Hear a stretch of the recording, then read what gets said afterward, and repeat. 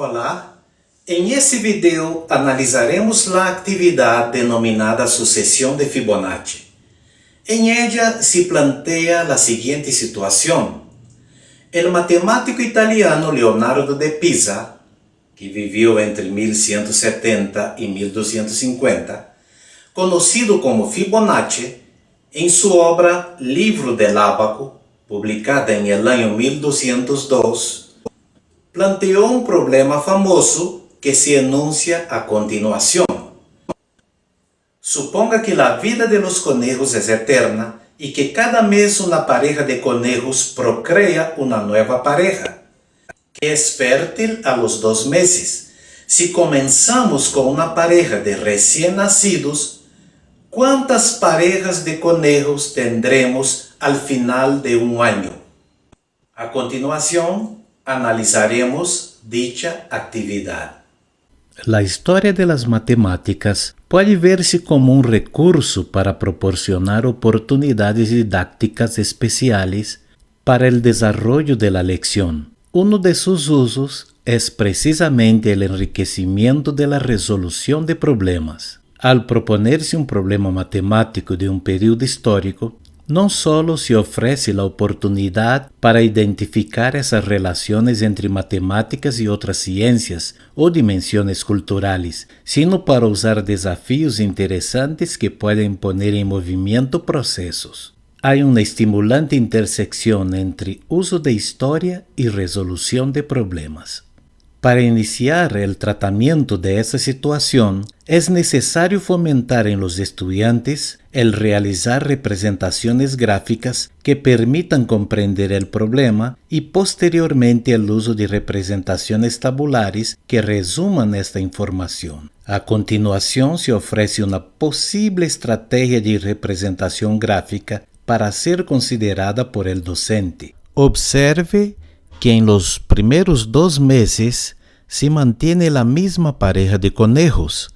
En el tercer mes, la pareja procrea una nueva pareja, que a su vez procrea una nueva pareja al 5º mes. Veamos cómo se representa esa información en una tabla. La primera columna representa el número de meses, la segunda brinda una explicación breve del origen de cada pareja de conejos y la tercera el número total de parejas en cada mes.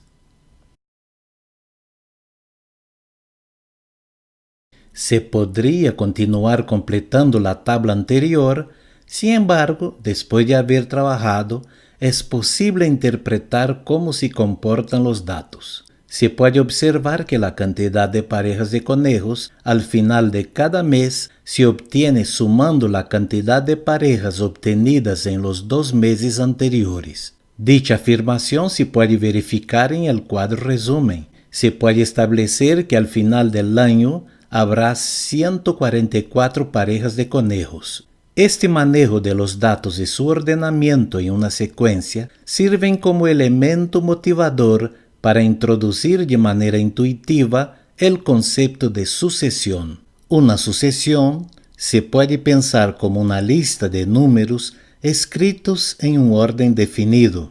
A1, A2, sigue la secuencia, AN y sigue la secuencia. El número A1 es el primer término y en general AN es el enésimo término. Observe que para cada número natural n hay un número correspondiente a n. Por ejemplo, en la siguiente sucesión, 2, 4, 6, 8, 10, 12, etc., se puede establecer que 8 representa el 4º término de la sucesión y que 20 representa el 10º término. Nótese que aunque 20 no está descrito en forma explícita en la sucesión, el reconocimiento del patrón que describe dicha sucesión permite predecir los términos sucesivos. Algunas sucesiones se puede definir mediante una fórmula para el enésimo término, la cual se denomina ley de formación o término general de la sucesión.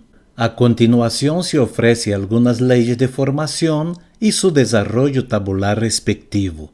En el primer ejemplo, El término general o ley de formación viene dado por AN igual 2N menos 1. Esta fórmula se deduce de los términos de la sucesión. El segundo ejemplo, un poco más complejo, tiene la fórmula dada por AN igual 3N menos 1, todo dividido por 5. Aquí resulta más elaborado deducir la fórmula. Lo que sí es evidente es que todos los términos se dividen por 5. Y con esto finalizamos el análisis de la actividad. Gracias y nos vemos.